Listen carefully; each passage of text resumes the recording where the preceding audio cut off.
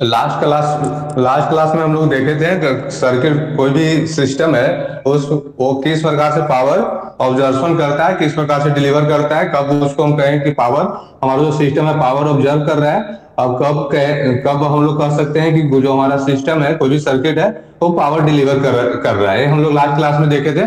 ठीक, हम लोग थोड़ा सा 2 मिनट में उसका रिव्यू देख लेंगे, उसके बाद हम लोग आगे बढ़ेंगे। सपोज दैट ये अपना सर्किट था, मतलब सिस्टम था एक, इसके अक्रॉस वोल्टेज अगर भी है और करंट टाइप भी, अगर इसमें जो हम लोग कॉम्प्लेक्स पावर निकाल रहे थे वी आई स्टार, अगर वी आई स्टार यानी ये पॉजिटिव आता है तो हम लोग कहेंगे कि पॉजिटिव पी प्लस जे क्यू, बी प्लस जे क्यू के फॉर्म में आ रहा था। अगर पी पॉजिटिव हो रहा था तो हम लोग कह रहे थे कि सिस्टम जो है एक्टिव पावर ऑब्जर्व कर रहा है। अगर नेगेटिव आ रहा था तो हम लोग कहेंगे कि इस सिस्टम जो है हमारा एक्टिव पावर डिलीवर कर रहा है। ये हम लोग कल देखे थे किस प्रकार से, और ये ऑब्जर्व कर रहा है। सेकंड सिमिलरली अगर क्यू हमारा पॉजिटिव आ रहा था तो बोल रहे थे कि हमारा जो सिस्टम है रिएक्टिव पावर ऑब्जर्व कर रहा है इसमें, और क्यू नेगेटिव आ रहा है तो हम लोग बोल रहे थे कि हमारा रिएक्टिव पावर डिलीवर कर रहा है। ठीक, ये सब हम लोग कल की लास्ट क्लास में देख चुके थे। टुडे हम लोग आज स्टडी करेंगे बैलेंस थ्री फेज सिस्टम, और उसका किस पर कब हम कहेंगे कोई भी सिस्टम हमारा बैलेंस है या अनबैलेंस है, उसके बारे में हम लोग आज स्टडी करेंगे। ओके, आवाज आ रही है मेरी? यस सर, आवाज आ रही है। ओके, क्लियर आवाज है? Yes sir. हाँ, तो today we will study the balance लिखते चलिएगा साथ साथ, balance three phase system, three phase system and concept of phase sequence, concept of phase sequence को स्टडी हम लोग करेंगे। Okay,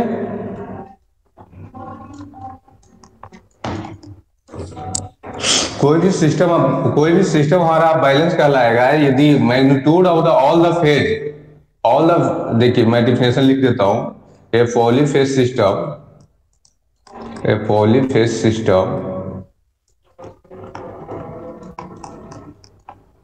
is said to be balanced if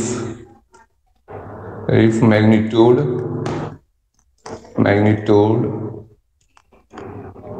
of all phase are equal and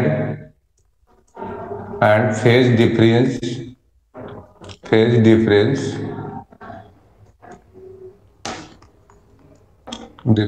between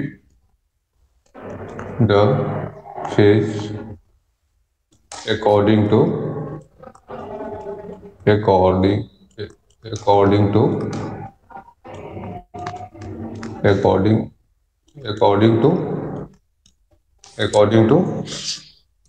phi, that is the phi 360/n।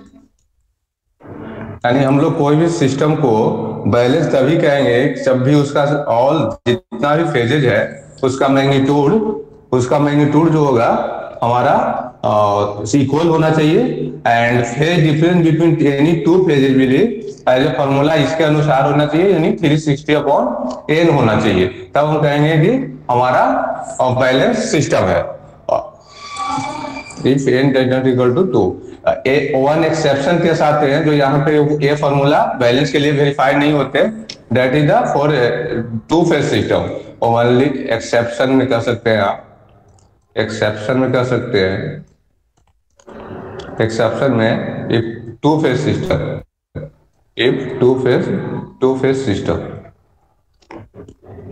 Phase system हमारा है तो वहां phase difference between two phases will B 90 degree. Okay, only exception है, बाकी किसी जितना number है यानी द नंबर ऑफ फेजेस हो जाएगा हमारा।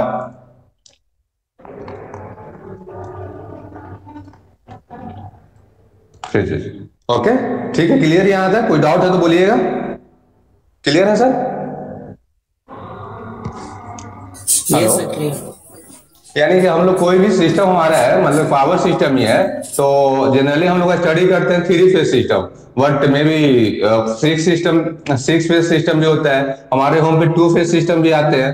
तो जो हमारा सिस्टम जो है उसको बैलेंस तभी कहेंगे कि all phase magnitude are same and phase difference between any 2 phases will be according to that formula 360 upon n, and only exception for the phase difference between any two phase system is 90 degree. So इसको लिख लें क्या Deepak Kumar? Yes sir, आगे लिखिए। इसको delete करूं? Yes sir.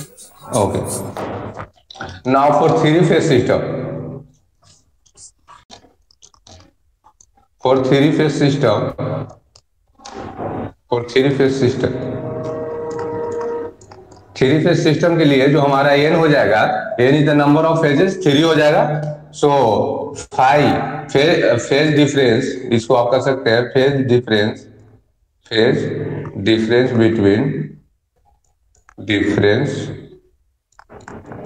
Between any two phase, इसको हम लोग कह सकते हैं। तो ये हो जाएगा 360 अपॉन 3 यानी 120 डिग्री, यानी हम लोग 120 डिग्री। 3 फेज सिस्टम है, उसको बैलेंस तभी कर सकते हैं जब उसका तीनों फेज का मैग्नीट्यूड इक्वल होना चाहिए, या phase difference between any 2 phases will be 120 degree होना चाहिए। सर एग्जाम्पल के रूप में आप लिख सकते हैं इस प्रकार से, कोई भी 3 फेज सिस्टम है हमारा, 3 फेज सिस्टम है, that is the V1, V2 and V3। अगर हमारा V1 होगा V एंगल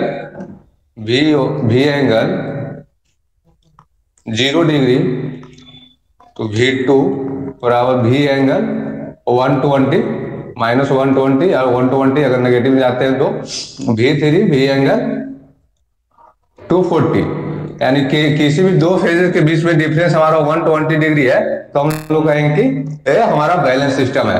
और also magnitude of the all the phases, जैसे V1 का मैग्नीट्यूड V, V2 का मैग्नीट्यूड V और V3 का मैग्नीट्यूड V सेम होना चाहिए, यानी तीनों फेज का मैग्नीट्यूड सेम होना चाहिए, और phase difference between any 2 phases will be 120 degree according to the formula. तब हम कहेंगे कि हमारा सिस्टम जो है बैलेंस सिस्टम है, अदरवाइज हमारा अनबैलेंस सिस्टम है। ओके, सपोर्टेड एक अनबैलेंस सिस्टम के एग्जांपल हम लोग लेते हैं, जैसे V1 हमारा सपोर्टेड V एंगल 0 डिग्री है, V2 हमारा V एंगल 120 है, बट V3 अगर हम लोग ले लेते हैं कि कुछ अलग V मैग्नीट्यूड इक्वल नहीं होगा, सपोर्टेड कुछ भी ले लेते हैं, V0 एंगल 120 डिग्री 240 डिग्री, तो हम लोग इसको कहेंगे कि बैलेंस सिस्टम नहीं है, because angle between the 2 phases are 120 degree, but magnitude of the all 3 phases are not equal. जैसे V1, V2 एंड V3 का मैग्नीट्यूड में इक्वल नहीं है, V1 का मैग्नीट्यूड आपका इक्वल है, V1 एंड V2 का मैग्नीट्यूड इक्वल है, phase voltage V1 and V2 का मैग्नीट्यूड इक्वल है, बट V3 का मैग्नीट्यूड इक्वल नहीं है, इसका मैग्नीट्यूड समथिंग V0 है। So V1 is equal to magnitude of V1 और magnitude of V2 और magnitude of V3 are not equal, so that system are unbalanced 3 phase system।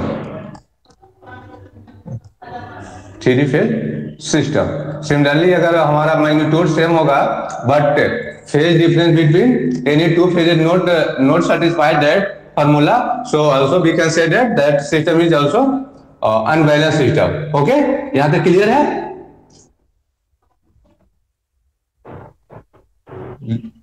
Hello Deepak? Yes sir, clear sir. हाँ, लिख लिया, इसको delete करूं? आप एक बार कंफर्म कर दो, मैं डिलीट कर देता हूं। 1 मिनट। हाँ,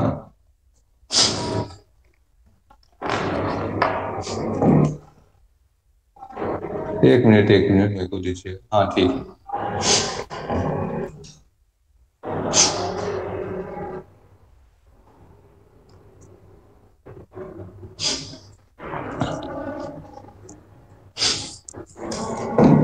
स्लाइड को डिलीट करूं सर?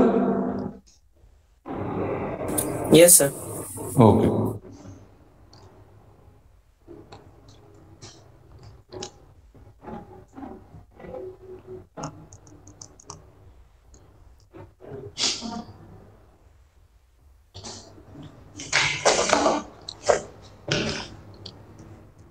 ठीक है, तो हम लोग balance balance three phase system हम लोग देख रहे थे, सिस्टम देख रहे थे। इसमें हम लोग जो थ्री फेज सिस्टम का जो डिजाइन है वो मेनली टू टाइप से करते हैं। One is the star connected होता है, second one is the delta connected होता है। ठीक, डेल्टा कनेक्टेड होता है, star connection and delta connected. Okay, तो हम लोग पहला देंगे बैलेंस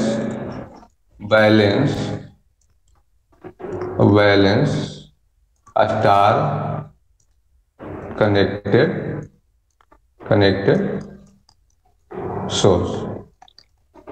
हम लोग पूरा पावर सिस्टम में only three phases power system ये स्टडी करते हैं। तो जब भी बैलेंस सिस्टम बोले तो पॉली फेज भी नहीं जाना है, हम लोग को अंडरस्टूड कर लेना है कि दैट जो हमारा क्वेश्चन है वो बोल रहा है बैलेंस थ्री फेज सिस्टम की बातें कर रहा है। ओके, तो जब भाई बैलेंस स्टार कनेक्टेड सोर्स में बोल रहा हूँ मीन्स थ्री फेज सोर्सेज है हमारा, तो उसको हम लोग इस प्रकार से लिख सकते हैं, that is the one voltage source, that is second one the voltage source, that is the third one।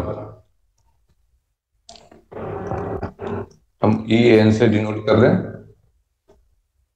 ये BN से डिनोट कर रहे हैं, इस CN से डिनोट।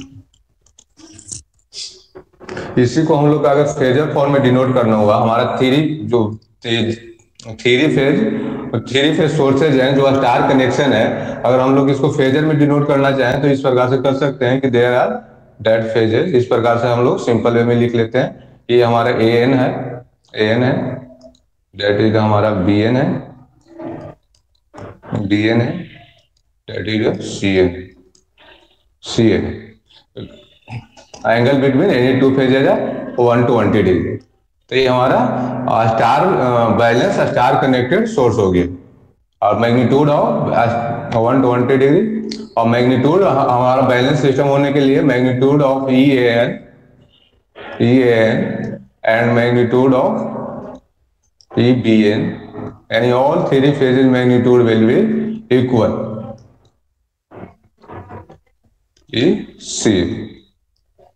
ECN तीनों का मैग्नीट्यूड इक्वल है, phase difference between any two phases are 120 degree. तो हम लोग कह सकते हैं कि जो हमारा सिस्टम है बैलेंस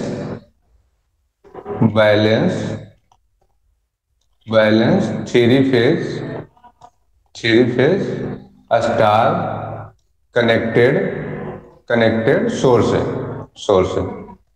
ठीक, तो जब भी हम लोग आगे डिजाइन पढ़ेंगे तो थ्री फेज सिस्टम मतलब कि बोलूंगा one source is the three phase balance source, means हम लोग ये अंडरस्टूड करेंगे कि हमारा ये सिस्टम ऐसा है, इस प्रकार से डिजाइन करना है इसको हम लोग का। ओके, यहां तक क्लियर है?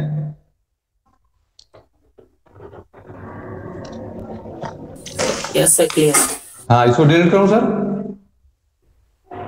एक मिनट।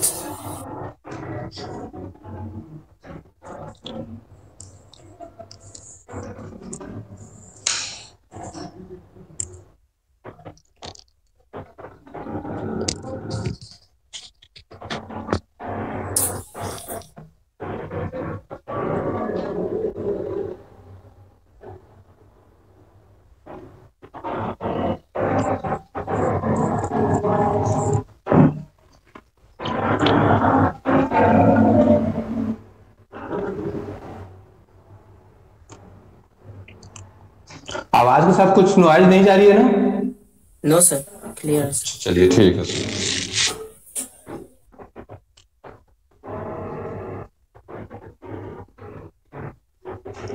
इसको डिलीट कर दूं सर अब? Yes, sir. Okay, now second concept one is the balance, and balance का कॉन्सेप्ट हम लोग देखिए। दूसरा होता है phase sequence. Phase sequence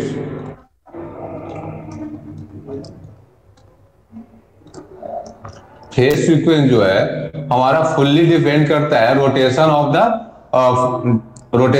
the sources, मतलब कि हमारा जो ही फेजेस का रोटेशन है वो फुल्ली उस पर डिपेंड करता है। जो हमारा पावर जो जनरेशन होता है, मेनली पावर जनरेशन होता है, electrical power generation, sorry,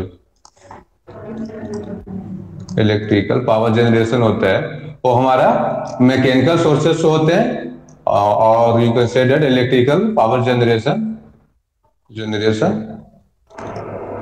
bye the generation जो होता है हमारा by the help of synchronous generator होता है सर। तो हमारा जो इलेक्ट्रिकल पावर का जनरेशन है वो सिलिकॉनस जनरेटर से होती है। जो हम लोग सिलिकॉनस जनरेटर में जो मैकेनिकल पावर देते हैं उसको एज ए इलेक्ट्रिकल ट्रांसफर करता है। जो हमारा जो फेज सीक्वेंस जो डिपेंड करते हैं वो fully rotation of the power generation system पे डिपेंड करते हैं। जो भी पावर जनरेशन करता है phase sequence denote the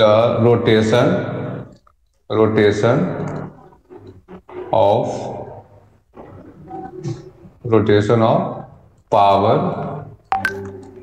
generation source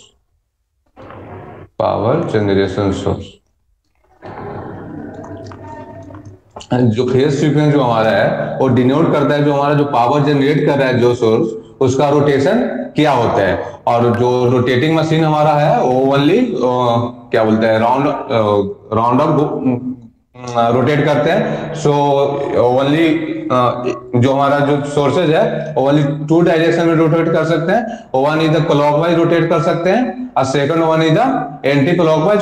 कोई भी रोटेटिंग सिस्टम है ओनली 2 ही डायरेक्शन में रोटेट कर सकते हैं। ओनली वन क्लॉकवाइज कर सकते हैं और second one is the anti clockwise कर सकते हैं, यही 2 कर सकते हैं।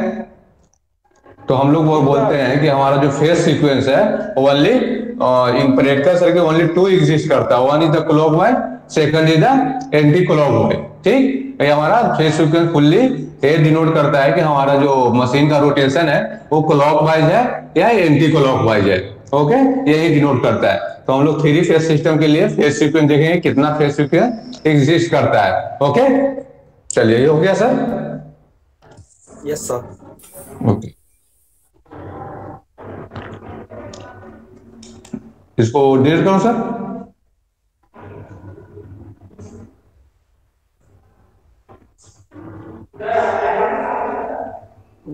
Screenshot ले लिए। Now for 3-phase system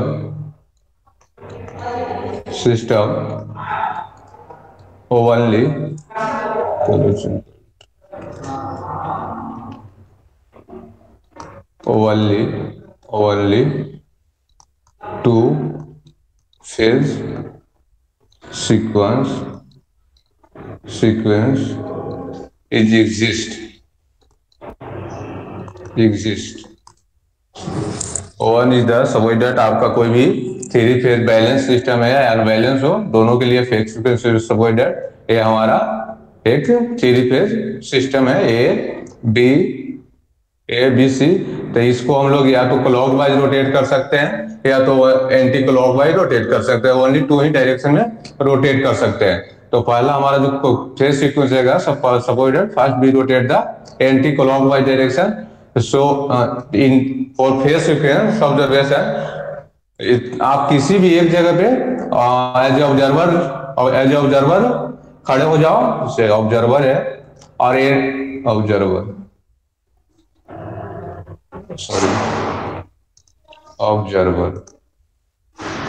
as observer खड़े हो जाओ और इसको एंटी क्लॉकवाइज डायरेक्शन में रोटेट कर दो। जिस प्रकार से 1 बाय 1 आते जाएंगे तो हम लोग बोलेंगे कि यही इसका फेज सीक्वेंस है सबोइडेड। आप यहाँ पे अगर सबोइडेड हो तो इसका फेज सीक्वेंस हो जाएगा बी सी बी। जैसे जैसे rotation B C A, sorry, 1 by rotation आते जाएंगे तो इसका फेज सीक्वेंस हम लोग बोलेंगे बी सी ए है।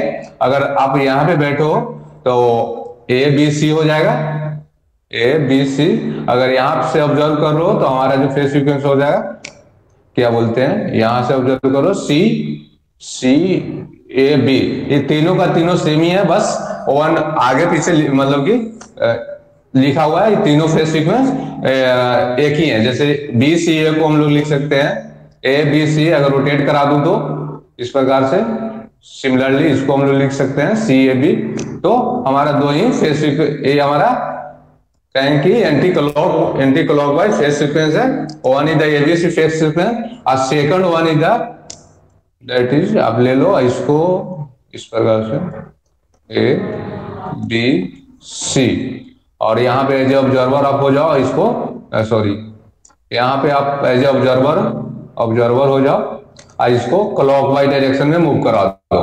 तो जो हमारा फेज सीक्वेंस आएंगे वो एंटी क्लॉकवाइज में आएंगे, वो लगाएंगे। देखो ऐसे मूव करा दो एंटी क्लॉकवाइज, ये अपना एंटी क्लॉकवाइज है, एंटी क्लॉकवाइज है, क्लॉकवाइज है,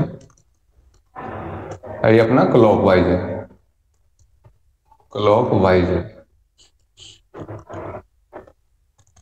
तो यहाँ पे जब ऑब्जर्वर को खड़ो और जो मशीन है जो हमारा रोटेटिंग इस डायरेक्शन में है, तो हमारा जो फेज सीक्वेंस होगा सबसे पहले ए आएगा, उसके बाद सी आएगा क्या, उसके बाद सी आएगा, उसके बाद बी आएगा।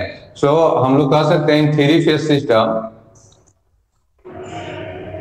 In three phase system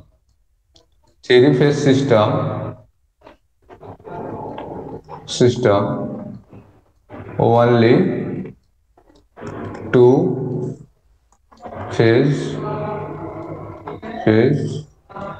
sequence exist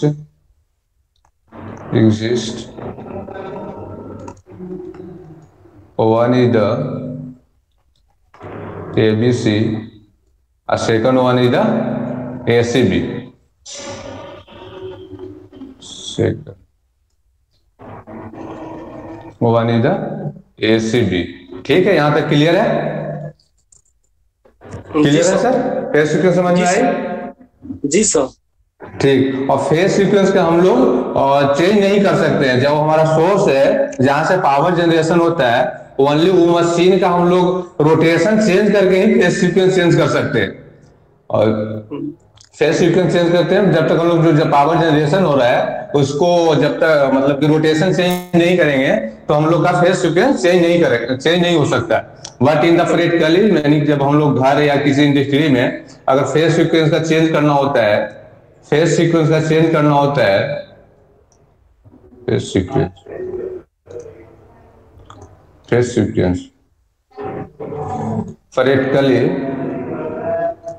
practically be change the phase sequence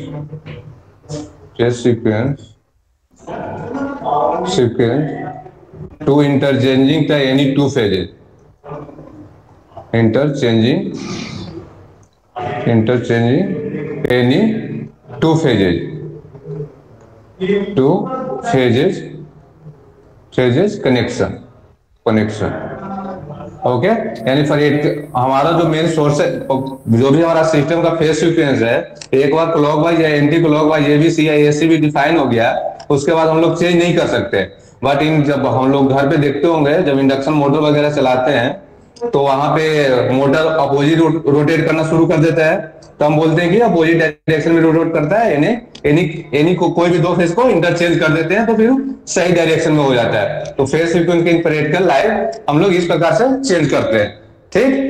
ठीक है सर, यहाँ तक? जी सर। और ओवरऑल सिस्टम का अगर हमको फेज चेंज करना होगा तो उसके लिए तो वो तो पॉसिबल नहीं हो पाएगा सर, क्योंकि उसके लिए मशीन का रोटेशन हमको ऐसे चेंज करना। एक मिनट आवाज थोड़ा मैं बढ़ा लेता हूँ, आवाज क्लियर नहीं आ रही मेरे को। हाँ बोलिए सर। पूरे ये तो हम लोग एक घर के लिए आपने बोला सर कि दो फेज को चेंज कर दिए तो वो चेंज हो गया। हाँ। अगर ओवरऑल सिस्टम को हमको चेंज करना होगा सर तो उसके लिए तो वो प्रैक्टिकली पॉसिबल नहीं होगा। नहीं, ये जब हमारा ओवरऑल सिस्टम का जब फेज सीक्वेंस चेंज करना होगा तो प्रैक्टिकली पॉसिबल नहीं होगा।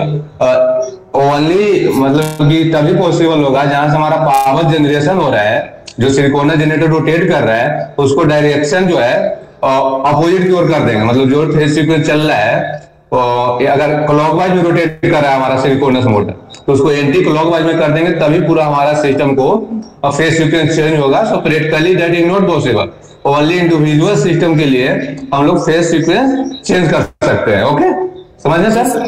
जी सर, जी सर, थैंक यू सर। एक मिनट, नॉइज आ रही है क्या? No sir, it's okay. Okay, चलिए ठीक है सर। अभी तो मेरे पास राइट पैड की दिक्कत है, सर का भी क्लास है और राइट पैड के लिए मेरे को बोल रहे हैं, तो नेक्स्ट क्लास में हम लोग रिएक्टेंस डायग्राम देखेंगे, सोर्स कन्वर्जन देखेंगे, मतलब star to delta load conversion तो इजीली देख लेते हैं, जैसे लोड कन्वर्जन हम लोग देख लेते हैं। लोड कन्वर्जन में हम लोग क्या करते हैं, लोड कन्वर्जन होता है लोड कन्वर्जन में तो ओनली हम लोग देख लेते हैं there are three load Z1 Z2 supported that is the star connected Z1 Z2 Z3 तीनों अगर इक्वल है Z1 और Z2 बराबर for balance system all of the equal, इसको डेल्टा में डेल्टा में अगर कनेक्ट करते हैं, डेल्टा में कनेक्ट बस एक मिनट डेल्टा में कनेक्ट करते हैं तो ओनली बी मतलब कि इसको 3 टाइम्स कर लेते हैं लोड को, यानी 3 Z1 और Z1 इक्वल टू Z है तो 3 टाइम्स कर लेते हैं, तो डेल्टा में कनेक्टेड मतलब कि इसको डेल्टा फॉर्म में कन्वर्जन कर लेते हैं। लेकिन सोर्स कन्वर्जन के लिए हमारा ऐसा नहीं है। तो टुमारो हम लोग, जो कल नेक्स्ट क्लास है, नेक्स्ट क्लास में हम लोग सोर्स कन्वर्जन देखेंगे,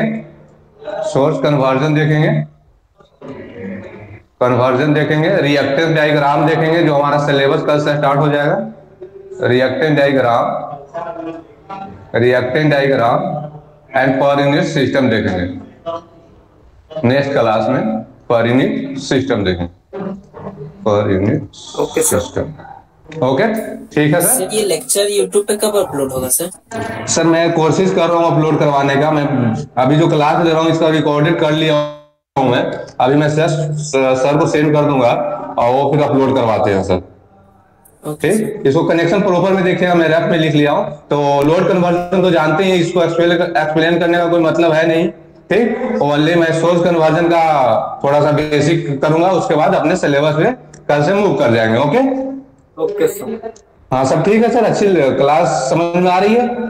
जी सर। Yes sir. हाँ चलिए ठीक है सर, थैंक यू सर, फिर कल मिलते हैं नेक्स्ट क्लास। हाँ सर, एक बार और करनी थी, आप जो कल अपना PhD लैब है तो जितना भी आप लोग मतलब कि 8th सेमेस्टर में ट्रिपल ई डिपार्टमेंट में बंदे हैं, वो सब मैटलब एक सॉफ्टवेयर आता है वो इंस्टॉल कर लेंगे और उसको ऑपरेट करने का कोशिश करेंगे। और नहीं तो मैं इसके पहले कभी मैटलब ऑपरेट किया हम लोग? जी सर, एक डिपार्टमेंटल ट्रेनिंग हुआ था 7 डेज का, उसमें बहुत लोग किए थे इनरोल। और हाँ, तो हम लोग का पावर सिस्टम में डिजाइन पढ़ना है, हम लोग का थ्योरी पढ़ना नहीं है। तो पूरा 3 लेक्चर जो वीक में है पूरा डिजाइन ही है, तो पूरा हम लोग का मतलब मैटलब पे ही काम चलेगा।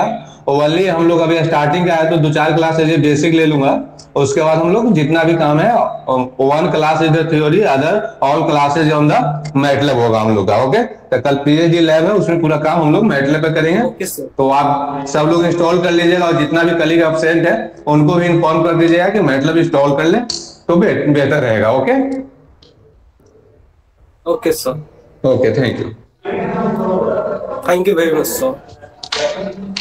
यू।